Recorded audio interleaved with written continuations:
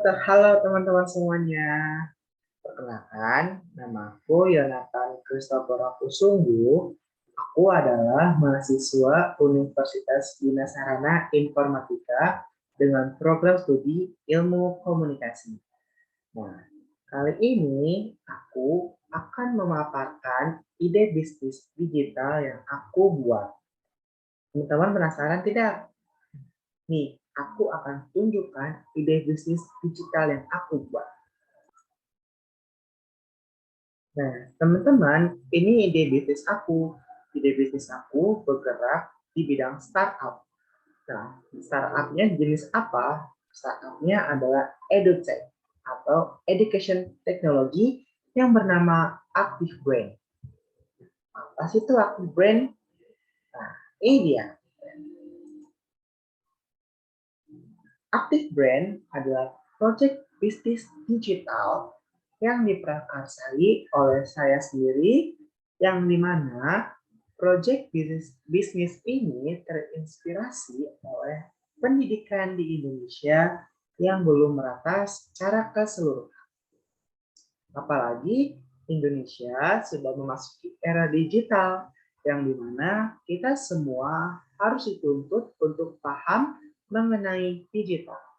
Nah, teman-teman, ini aku juga memberikan logo brandnya nih teman-teman. Logo brandnya Active Brand yang gambar logonya adalah kotak manusia sesuai dengan namanya Active Brand. Dan selanjutnya masih tentang project history. Nah, Active Brand ini diharapkan bisa menjadi startup education di Indonesia yang dapat membantu seluruh siswa di Indonesia dalam kegiatan belajar mereka. Nah, produk-produk yang ada dalam Active Brand ini menyediakan banyak sekali pelajaran, mulai dari pelajaran SD, SMP, SMA, dan SMK. Nah, Active Brand ini juga memiliki visi dan misi. Visinya adalah membantu mencerdaskan kehidupan anak-anak di seluruh Indonesia. Nah, gimana caranya visi ini bisa terwujud? Active Brand juga membuat misinya. Misinya adalah berkontribusi dalam dunia pendidikan di Indonesia dalam dunia digital. Karena kita tahu nih teman-teman yang sudah saya bilang tadi, Indonesia sudah memasuki di era digital. Karena banyak sekali kegiatan-kegiatan kita, mulai dari berbelanja, lalu memesan makanan, lalu kita mau pergi ke satu tempat dari satu titik ke titik lain, itu selalu menggunakan online teman-teman atau digital. Nah, maka daripada itu, mau tidak mau pendidikan di Indonesia akan merambat ke dunia digital. Active Brain selaku EdTech atau Education Technology berperan penting dalam menciptakan pendidikan di Indonesia yang bisa diakses di seluruh Indonesia, kapanpun dan dimanapun. Nah, ini adalah strategi bisnis dari Active Brand ini. Strategi bisnisnya seperti apa? Yang pertama, pasar utama ialah anak sekolah. Lalu yang kedua, memberikan harga terjangkau untuk mengikuti bimbingan belajar. Lalu yang ketiga adalah kampanye di sosial media, serta yang keempat, menyediakan pengajar yang berpengalaman dalam bidangnya.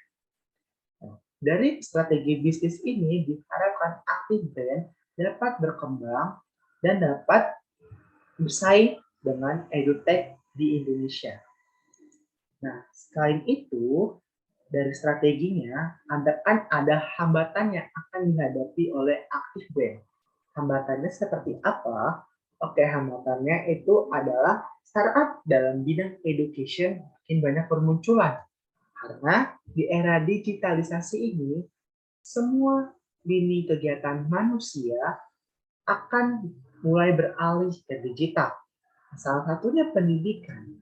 Maka daripada itu, banyak banget edutech yang akan bermunculan yang akan membantu pendidikan di Indonesia.